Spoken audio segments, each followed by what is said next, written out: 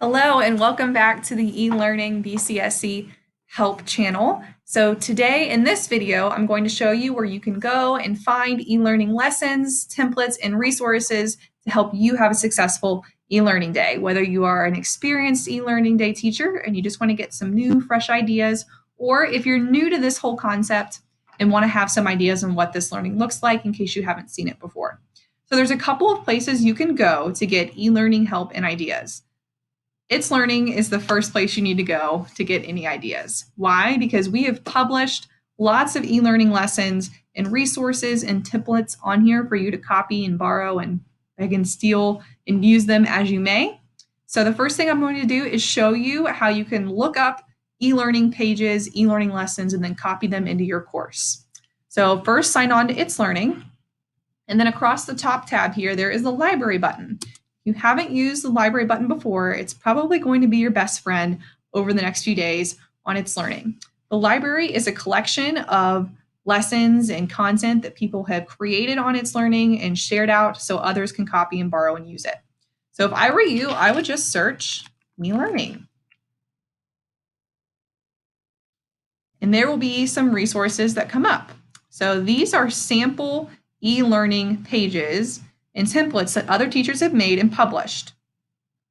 So if we keep scrolling, there's lots of them here, lots and lots and lots of them that other teachers have made. So here's a sample one.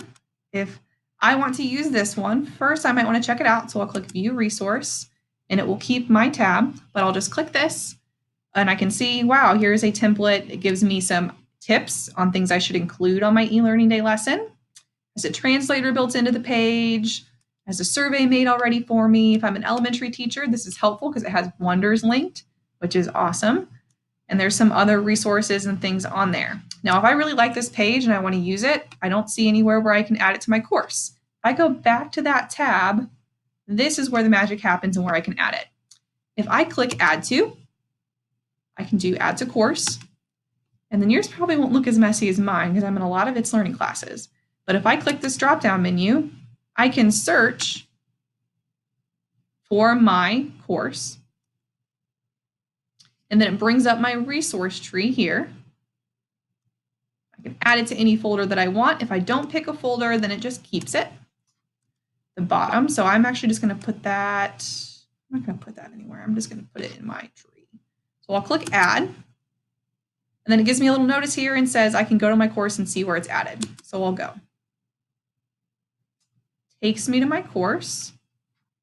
Now to find it, I'm going to have to scroll because I added it.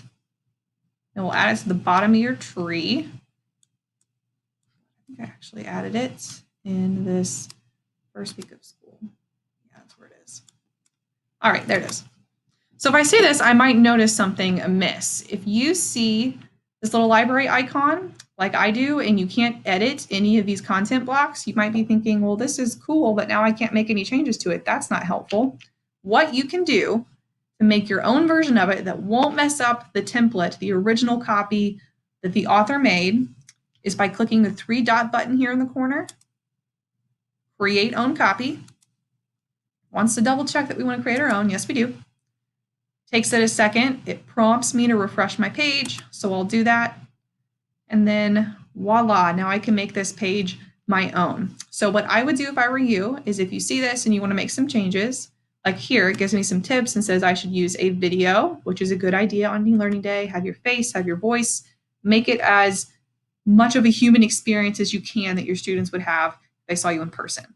So if I want to use this, I just click the little video button here, and then I can make a video. And it probably won't let me do that right now because this program is using my video. But that's how I can make a video all within here, and it embeds it in this block, and I'm good to go. If you don't want to use a video, there's an audio recording option right there as well. And save my changes. The other place where you can go and get e-learning ideas and support is by going to BCSC Connect. There's a link here, and in this folder, there are examples of e-learning lessons at the elementary, secondary, and special ed levels. So you can copy and borrow those ideas as well. Good luck and have